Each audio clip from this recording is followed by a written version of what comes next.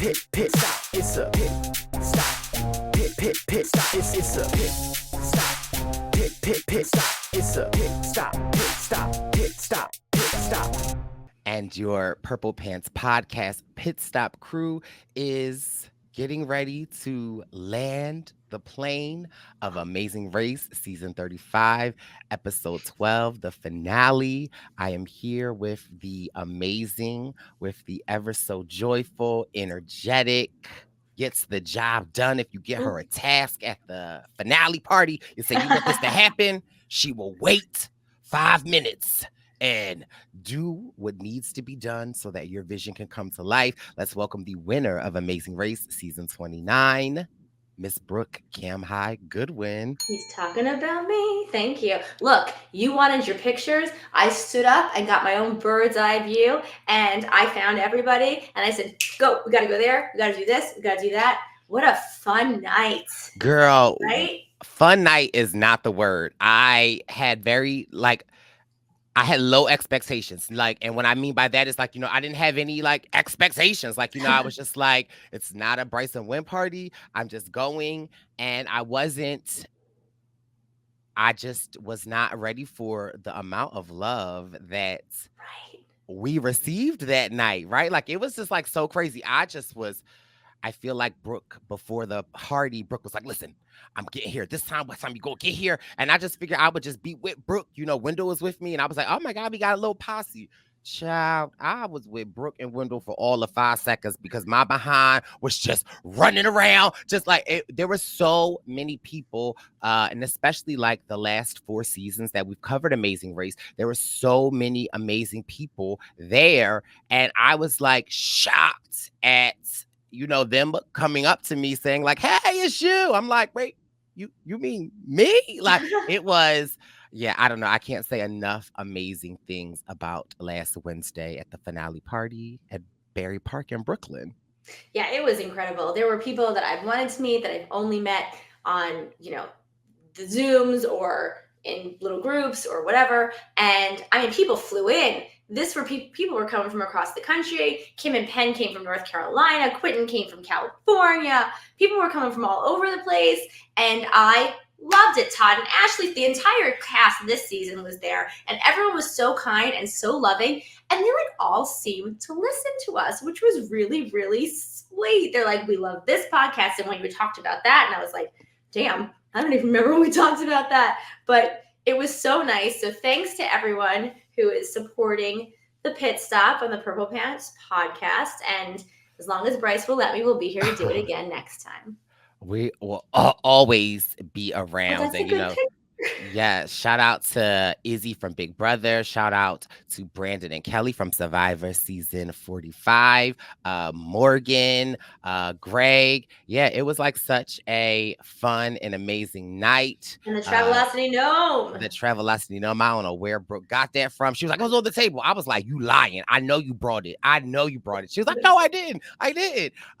It was I did almost take it with me, though. I was like, mine at home needs a friend, but I didn't steal it. I was like, you might should. Todd and Ashley were there. Also, first of all, they're a good-looking couple, right? Oh, yeah. Mind you, Todd might be 8'6", but Ashley is 7'1". I was shocked at how tall Ashley was, but Ashley's so beautiful. They are so amazing, so nice. I was sad I didn't get gorgeous. Listen, Ashley was doing her thing. I was sad I didn't get to spend more time with them because as soon as I walked in, I saw them. I was like, ah! And then I was like, Brice, you're being too much. Brice, you're being too much. Back away. Because I was just hot and on one. I just had to back away slowly. Then I got to meet Louis and Michelle. Yes. Y'all know, the moment Louis cracked that ice. You were a fan for life. He cracked my heart. And I just love everything about Louis and Michelle. But Louis, his energy matches mine, at the, towards the end of the night, when the libations are flowing and the music gets in, I'm doing my little thing, I like to pop my booty a little bit. I pop my butt so much, it flew Louis's drink out of his hands. That Okay. is some serious booty popping, Brice. I Listen. mean, that's impressive.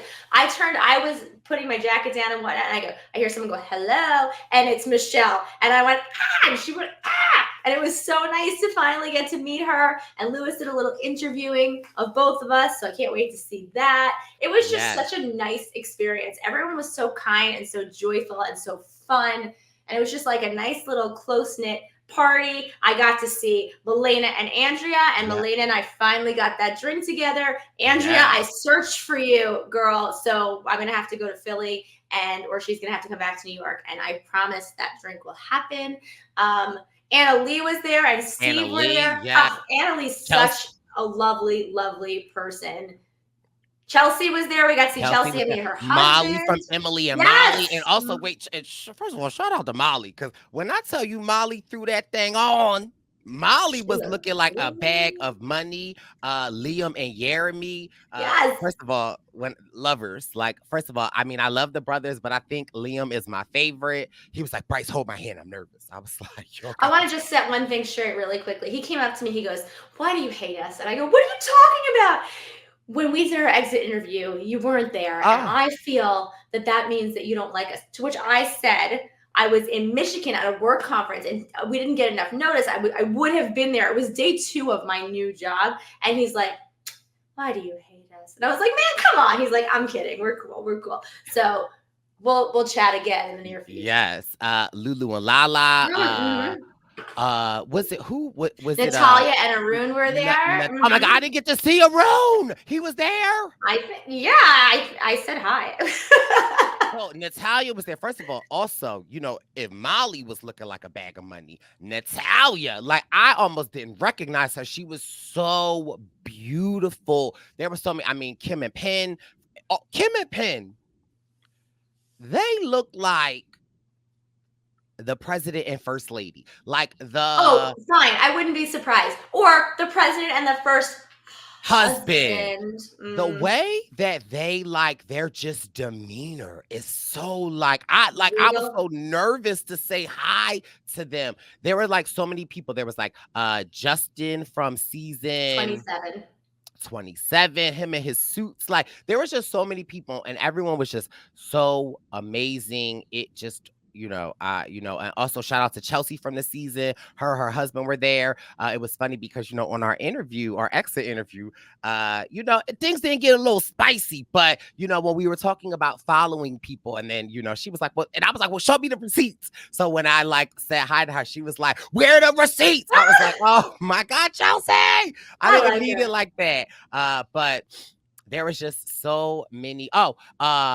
You know who else that I met that I just love? Now, mind you, I'm going to say his name wrong. Corey. Well, of course, Rob and Corey. Now, mind you, when I tell you, Brooke, I was so starstruck, right? Like, there were so many people that, like, when I first got in, I saw Lewis and I went the other way because I was like, oh my God, I'm not emotionally ready for, like, this. I'm about to meet Lewis, and I was like, and I don't see Michelle. So, like, I tried to, like, go and hide in the corner, and, like, Lewis felt me. But when I saw Rob walk by me, I was like, oh my God, it's Rob. The way I was fangirling out, it was so crazy. Like, I was scared to meet Rob, like, because I was just like, I'm gonna go crazy, and Rob is gonna be like, who is this nut job? But yeah, it was just, I just can't stop talking about it. I know. We need to do more of those. It was so fun. It was so fun. So fun. It was another story I wanted to say, but I just forgot. I'm sorry. You were talking about someone else that you met, and I was like, Rob and Corey. So you were saying that there was someone else you're really excited that you saw, and then I cut you off, as I have a tendency to do. No worries. Oh my God, I forget because there were so many amazing people. Who was it? And I'm going to say his name wrong. Or is it Sheraton? Oh, Sheraton was there? Oh, yes, Sheraton was there, but not his sister, not Alexandra. She was not there. He was there, and I said to him, apologies, Sheraton. I go, oh, you decided you could come? Like, I was like, you made a decision to come? Like, I was joking around. He's like, fair enough. We were still there deciding for like a very long time, and he was so lovely. He's such a nice person. So tall, so cute, so handsome, and again, like, I loved seeing. I was sad that they were like the first team, but like I I know. loved him. It was funny because I was like, I couldn't find your Instagram, mind you, because I've been calling him Sheldon the whole season. So this whole time I've been looking for Sheldon. So I was like, put your Instagram in here. And so he was like, here it is. I was like, follow it. Yeah, there was just it was just such a fun time. He was really, really, really sweet to talk to and really fun and had such a good personality. And I'm actually sad we didn't get to see more of that on the show because they were only on for one episode. And also, like, their shtick that the show edited was we can't make a decision. So it was really nice to talk to him and be like, oh, you should have lasted longer because he was really, really cool. Right. Yeah. And then the husband and wife team of this season, I didn't get to see them. I saw them like on the stage For a but hot second, Jocelyn and Victor. But by that time, the baby boy was wetting his whistle, and I was like, I don't want them to get in this Brice because they're gonna be like, who? But I was like so excited to see them. It was just such an amazing time. Like I literally had so much fun. I like called Brooke the next morning. Oh no, I think Brooke called me on her ride home, on the ride and home. you know, I Because may you or may texted, not. call me on your ride home. I may or may not be crying like, Brooke, this was so fun. And I think we'll get into the episode, but I think one of the more touching moments for me was that, you know, again, I always say, like, you know, don't judge a book by its cover. And I feel like this season we were a little wrong about Joel and Garrett. Like, you know, just at first take, I was like, all right, whatever. But then obviously after every episode, I'm like, wait a minute, I think I like them. I think I like them. I think I like them. And so there was a moment where I was like walking by and Garrett was like, Brice. And I was like, it's Garrett. And then he was like, I've been meaning to talk to you and Brooke. And then I think that you came over and you know, he was like, I haven't missed the episode. I think that you guys are so great. He was like, I go to work sometimes so early that I don't get to watch the YouTube. But he was like, I found the podcast on Spotify and I listened to that work. And and mind you, at that moment when he's like talking to it, and first of all, Garrett and Joel, so nice, amazing. Joel's beard, so soft. I was like, can I touch it? He was like, instant of course. friends. Love them. By the way, did you know he's a world record holder for like keeping stuff in his beard? It's ridiculous and hilarious and amazing. And why am I even shocked? Like what? Right. What else can they not do? Right. But at that moment when we were talking, and also Joel, and mind you, you will hear this on our exit interview that will be released this Monday. But Joel was on live the whole night.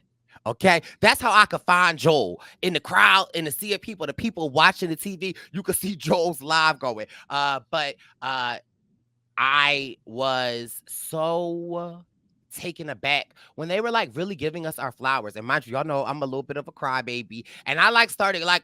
I was trying to like hold. I was like, I don't want them to see me crying. They're going to think I'm crazy. But then I like turn and I'm like, you know, like.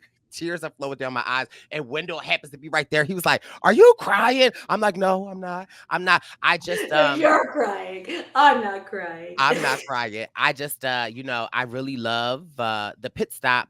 Not because I think people are listening. It's because it's like, you know, we started this doing Amazing Race because it was like we didn't get to see each other a lot, right? And we're like, we love each other. And then you're like, well, you know, we could talk about the Amazing Race. And I was like, well, girl, I don't really know. I don't watch the Amazing Race. Brooke was like, well, don't worry.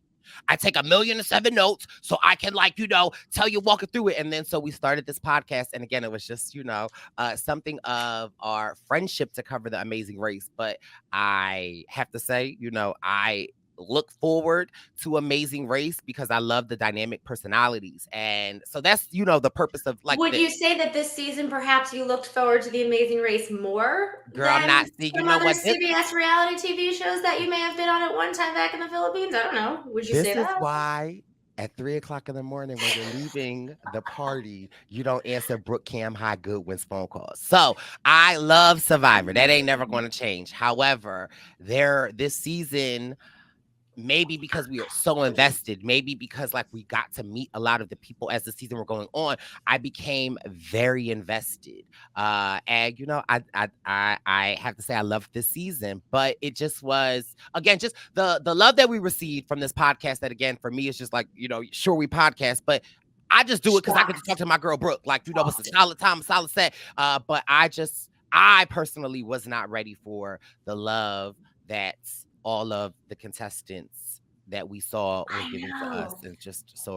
appreciative. I want to say one thing. So I was walking by and Garrett was like this, and I was like, "Is he talking to me?" And so I went over and I was like, "Hi, I'm Brooke," and he's like, "I know who you are.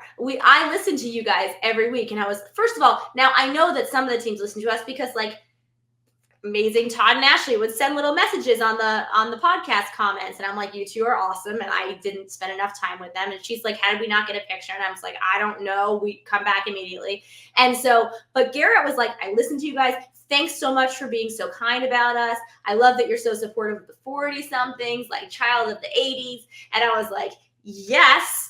Also, I had no idea that they listened to us, which made it so much more fun. And they were just so lovely. Oh my God. And then John and Greg in their suits looking all dapper. And I was like, spoiler alert, you came Okay. dressed to the It nines. was Greg's silk tie for me. I said, "Oh, was that Gucci?" Greg's like, "No, it's Men's Warehouse." I was like, "You know what, Greg?"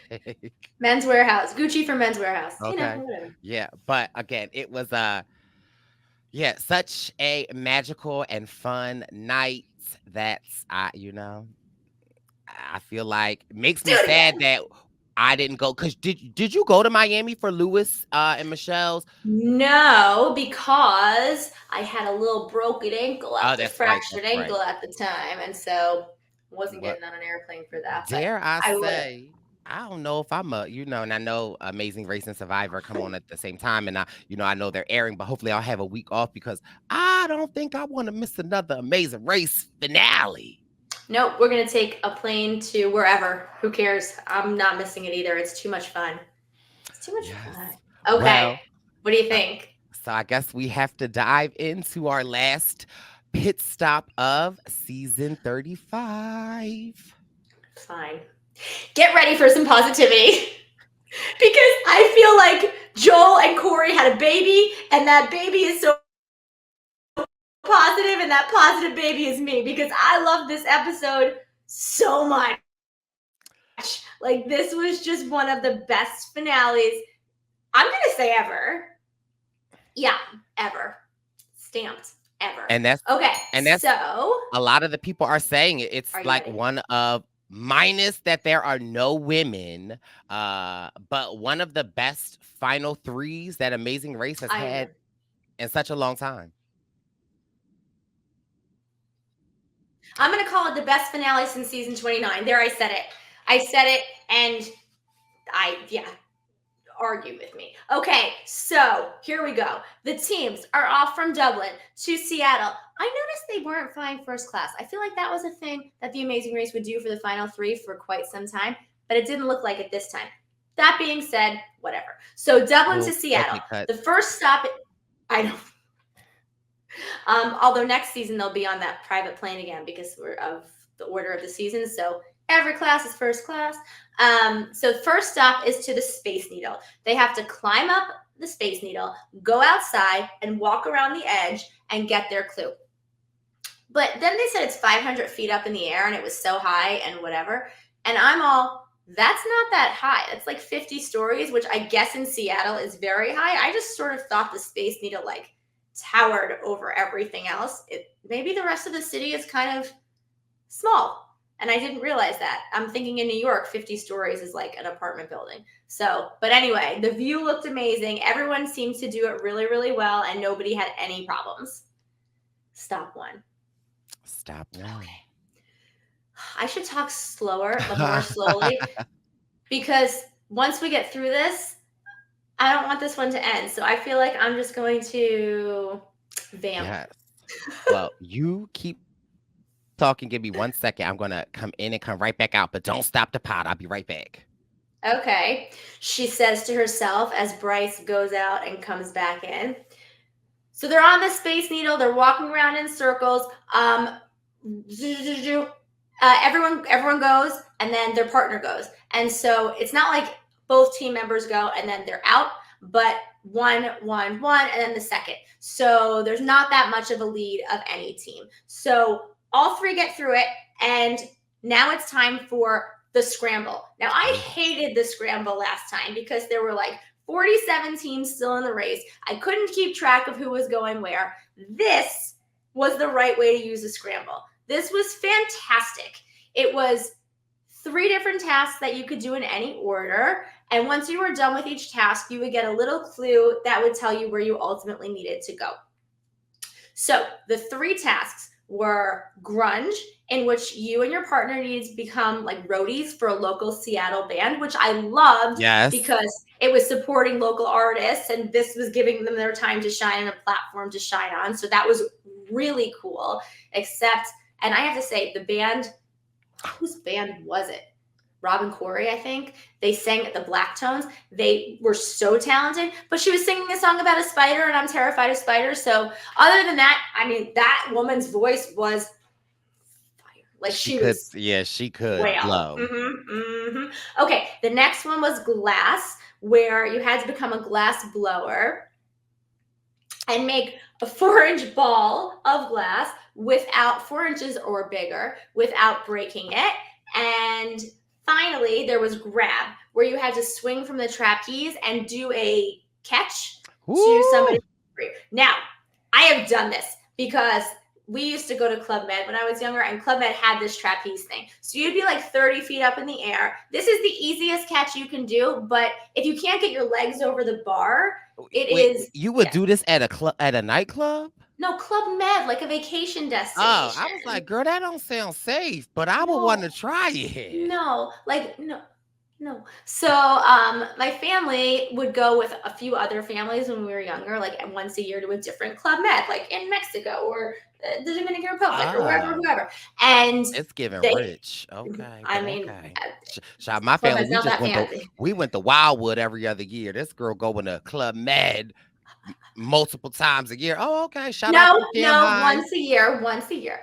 And we stopped doing this when I was like, I don't know, 14. But anyway, the point of my story Dale do it?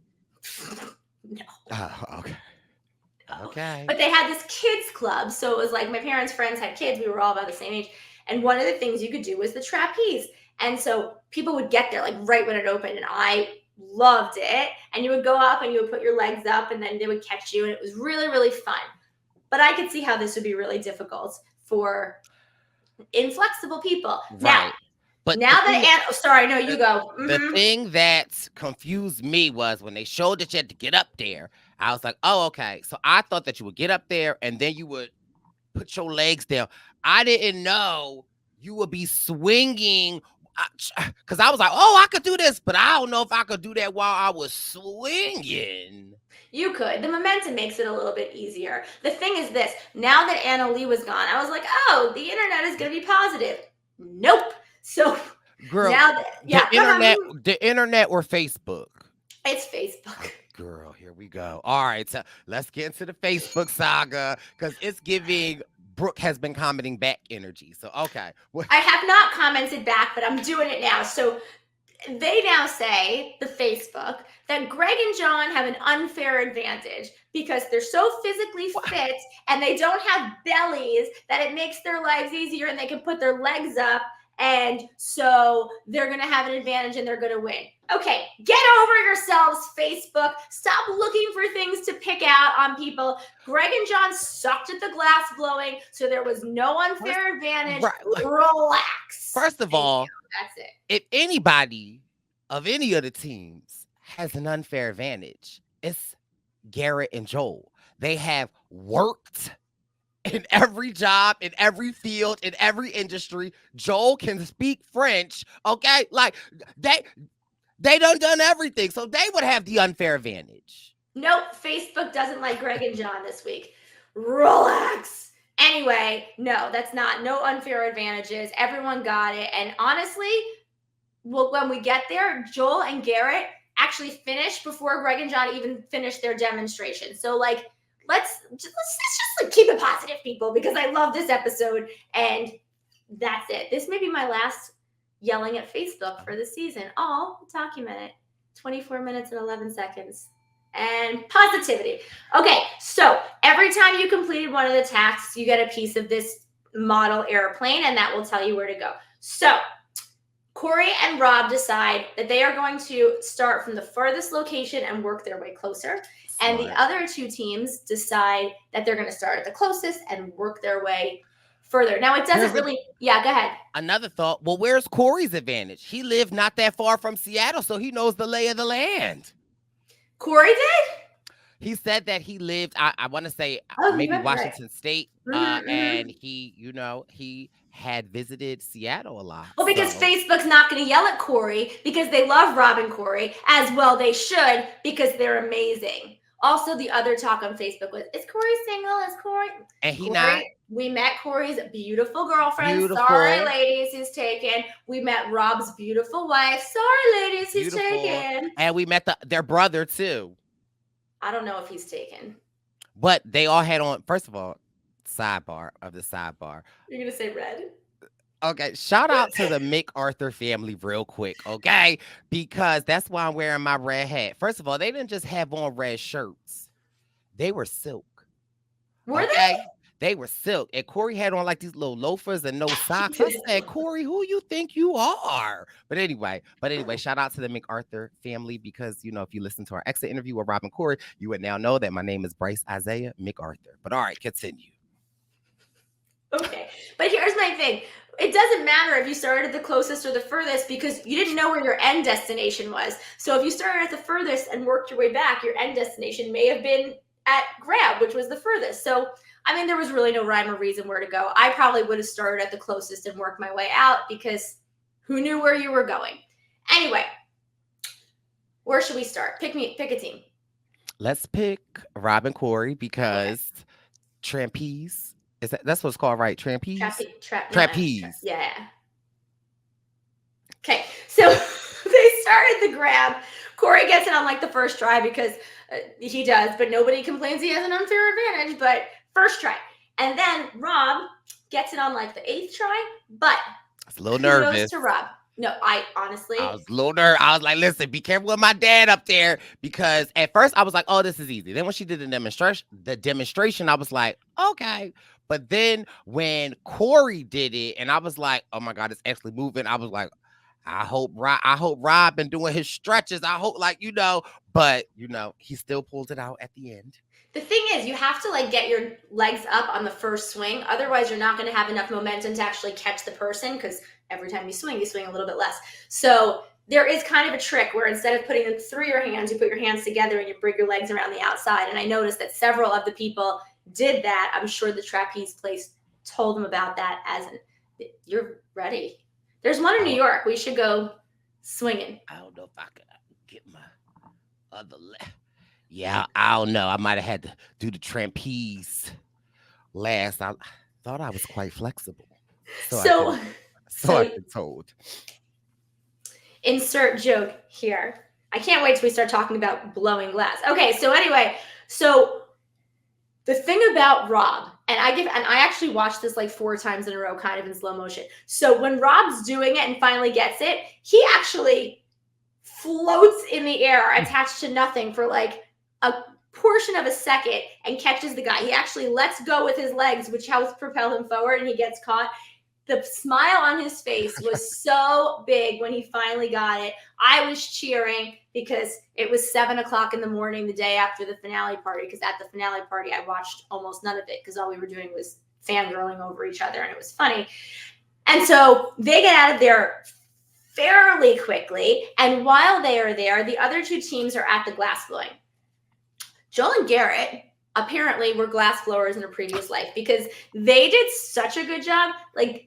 It takes them a little bit of time, but their positivity is amazing. They get out of there, it seems like significantly before Greg and John. This is where Greg and John struggle a bit. And for maybe the first time ever are in legitimate last place. But they don't know because they don't know where Rob and Corey are, which makes the scramble so much more fun when there are only 3 teams left. So Greg and John are at the glass blowing place. And so the rules are you can't have any breakage of your balls, and they have to be more than 4 inches wide. And then you have to put a little wax seal stamp or whatever glass stamp on the top of it. And then you're good to go. Greg and John, the ball wasn't big enough. Then the ball was fine, but they broke off the top, and they broke off the top again. And then they couldn't blow into it properly. I'm like, oh my God. I thought well, at this point I knew, but like when I was like, I can't believe that they were actually in last and like sort of significantly in last. And I was like, are they out because of this? But no, because the great part about this scramble was everyone went to grunge second. So they were all sort of there at the same time, which was very cool. And it was cool to see, the overlap at the middle task. Right. Yeah. So Rob and Corey are at grunge, and they have a little bit of problem finding their amp, the control panel to the amp. This is the secret to this part of the scramble. You had to set up this stage with the guitars and the keyboard and the bass and the drums and the amps, and you needed power to everything. And then there was this piece on top of the amp that was like a control panel, but it was on the underside of the amp. So you had to unclip it, flip it over, and there was a wire inside as well for power. Now, everyone was having a little bit of trouble finding the power. Joel and Garrett, however, like sort of figure it out. Because they electricians too. I mean, of course they were. Garrett worked for, Local 47, and I don't know. Garrett invented electricity. So like this was in his wheelhouse. Amazing. So they find it fairly quickly, and they're sort of out of there. And I'm like, great. Joel and Garrett are in first place. Like, this is their race to lose. Unfortunately, this was their race to lose. But they find it. I'm screaming. I'm sort of can't believe this. Like, they were sort of who I thought was going to finish in right. first place. Not because they're not amazing, but because the other two teams have sort of just been so dominant. And I made a mistake. I was counting them out, and I never should have. So 1,000 pardons. You two are spectacular. And I love you guys. So then you have Rob and Corey and John and Greg are still at the grunge task. John and Greg go over to Rob and Corey, and they're like, can you find this piece? Like, do you know where it is? And I'm thinking, dudes, they're not going to help you. This is like the $1 million on the line. Just stop it. But anyway, it's fine. Rob and Corey are like, we can't find it. But then they find it, and Corey's like, shh, don't make any noise. So then they found it, and they flipped it over, and they very sneakily put up the banner for the band, and their band plays, and they're out of there. And then Greg and John are again in third place, and I'm like, oh, you guys can't catch a break. This is horrible.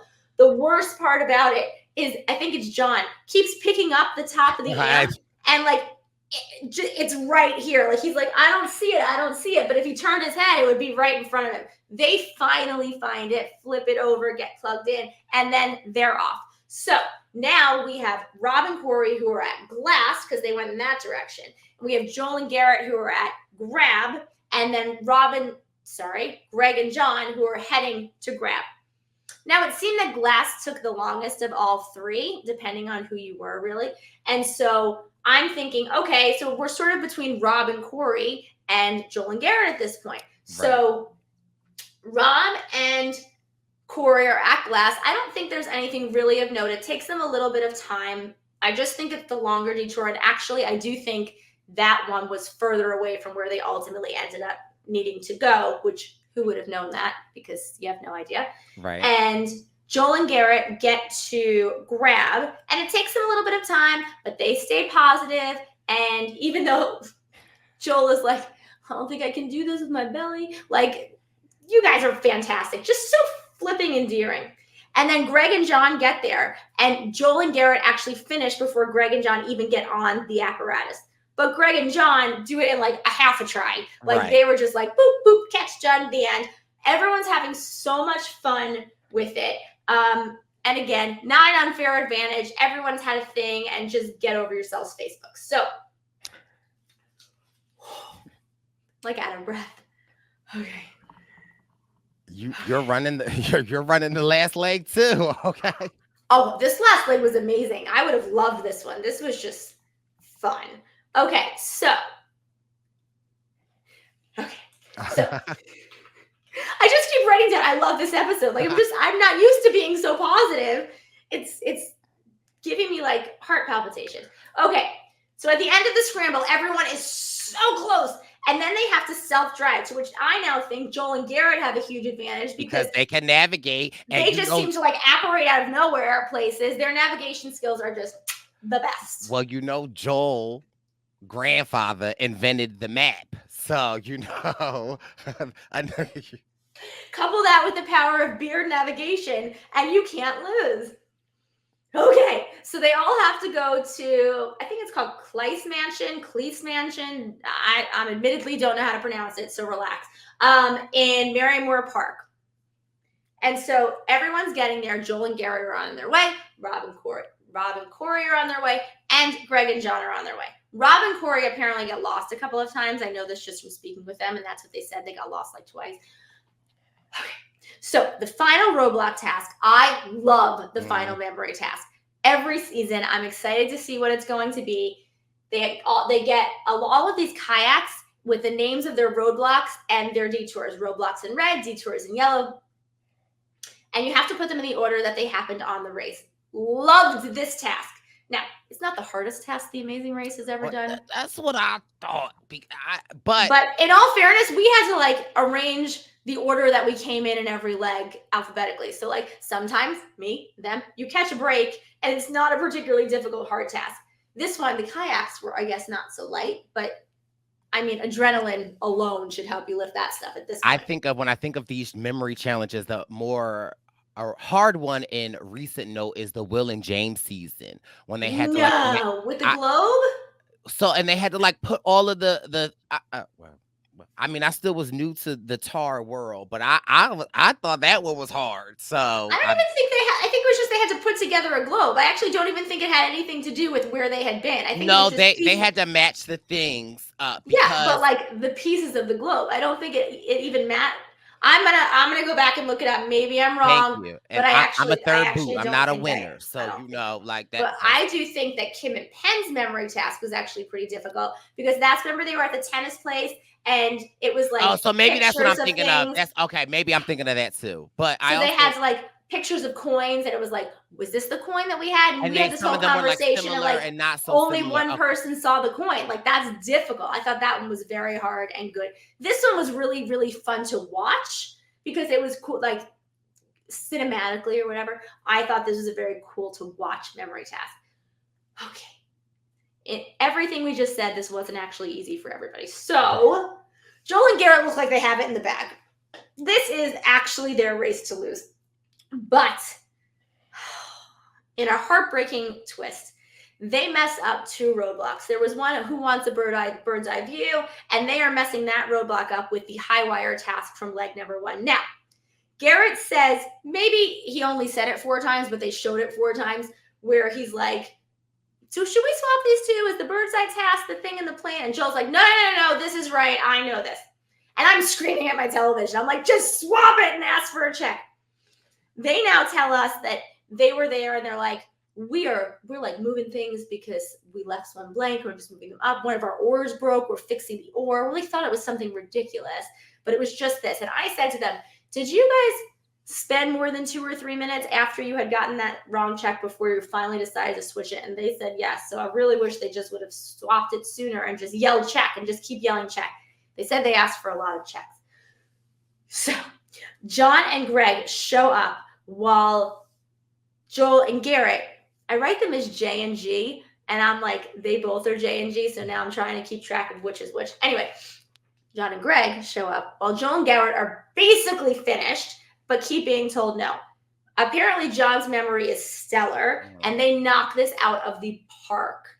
So while that's happening, Rob and Corey finally show up, but they've gotten lost a few times, and honestly, I think it's too late for them to take the win.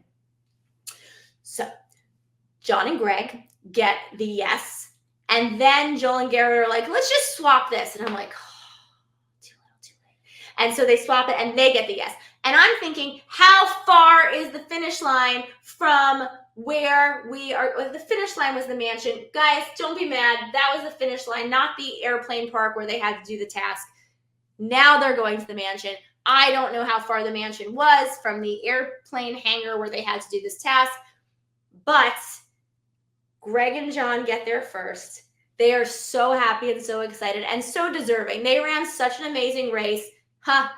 I got it. It's an amazing race. I They ran know. such a great race. And Phil tells them they've won the $1 million, 21,000 miles or something like that. And they're thrilled and it's lovely. But before he even gets to finish the interview, less than 2 minutes later, maybe they wish they had driven a little faster, Joel and Garrett show up. And while they didn't snatch the $1 million Gutenach, they did come and, I mean, yes. And they came and they just leaned on each other and there was no blame and there was no annoyance. They just seemed genuinely so happy to be there and proud of themselves and just wonderful, wonderful people. Now, Greg and John get the $1 million. I wanted Joel and Garrett because I wanted Garrett's daughter to get her service dog. That being said, there is now a movement online, which I have been a part of the movement and I will continue to be a part of the movement now in my words. We're going to put it in the description. If you would like to donate to Brinley Smythe, if you are Joel, call him Smythe. Getting her service dog, please click on the link below and be a part of said movement because I love the fact that so many people have come together and I think it's up to like nearly $40,000 at this point in a handful of days but they've got to reach their goal. So if you can, every little bit helps. And I cannot wait to see that Brinley gets her service dog. And then Rob and Corey about 30 minutes later show up. And while they didn't win the money and they're not getting the service dog, they did win the hearts of America. And I can't imagine they're not going to win a chance to play again should there be another returnee season. We did ask them if they would. And I think Rob's response was, are you kidding me? Do you even have to ask? I'm remaining ready so I don't have to get ready. Okay. Which is hilarious. Truly, again, all teams have taken a piece of my heart in different ways. And just Rob and Corey, just their love, their communication, and just representation, like it matters. And Joel and Garrett, their friendship, their bond, they're never giving up. And then Greg and John, honestly, to be there to witness them win was so spectacular. And then to only learn after that they are the first all men's black men team to win the amazing race. To watch that, like, to be there in that moment. And I didn't learn that until after, and just reflecting on it, right? It's just like so crazy. And, to be a part of the diversity initiative with CBS and then to actually like witness the joy of these brothers' faces, it's just truly amazing and remarkable. And again, congratulations to Greg and John. I think that they're well deserving. I think that they are just amazing and great people. But again, also shout out to Garrett and Joel. Like they're just this, I feel like all three, everybody find is a winner. Find something you don't like. Find something you don't like. You can't. They're all so flipping great. They really are. And this season itself was such a great season with so many dynamic and amazing people I'm just so... How did we not talk about Morgan and Lena earlier? Oh, yeah, Morgan and Lena! Like, I had so much fun hanging out with them. They are just so gorgeous and fantastic. I hope they listen to this point because, Shout out to Morgan and Lena and the mother-daughter. I know the daughter was there. Yes! I didn't even get to say hi to her. I think I hung out with both. I'm pretty sure I hung out with both of them. I think one of them standing next to me in the picture of all the previous amazing racers. It was just so fantastic. Sorry, I didn't mean to interrupt the part where we were talking great about Greg. And Joe and Ian were there. Like, it was just good. We got to see everybody. Sorry. Shout out to Joe and Ian. So I got to meet them. I know. Everyone was so nice. And like knew who we were and knew the podcast. And I guess we're listening, which is so wonderful. It makes me feel so good. Anyway, Greg and John, I love you guys. They were the first people this season I spoke to. And I was like, am I talking to the winners? Don't tell me. I don't want to know. This is the first season since mine where I actually didn't really know who won. Like it wasn't confirmed for me at all. I actually didn't know anything about the finale. I wanted to go in sort of not knowing. And I'm so glad I did. And when I rewatched it, I was like, this is a really good one. Like it was kudos CBS, kudos to the casting team. Greg and John, you deserve it. You guys really just nailed the entire thing. Joel and Garrett, I hope you guys come back. I'm so happy to have met you both. And they've been writing and corresponding, and they are just such lovely people. That's such a good picture. And then Rob and Corey, obviously, you know this podcast loves you. And I can't wait to see who comes back, because you know the cast here was so good that CBS is not going to let them stay off the air forever. So I'm excited to see what happens next for all of them. Yes. Whew. Such an amazing ride. We love the cast. We love you, Brooke. We thank you for everything that you have done this season. And listen. Wait. Okay. Hold on. I just want this to last for like 5 extra seconds. Take it in. Okay. Yeah, we appreciate Bacon for always barking in and giving us his take. We love him. Woo! He's sleeping. He's over it today. We've trained him well. But you don't have to wait too long if you're going to miss the Purple Pants Pit Stop coverage. Amazing Race, I believe they are going to be back in March. Yes, sir. We will be back. Brooke and I will give you some preseason coverage. So when you see them drop the teams, please message us, DM us, and let us know.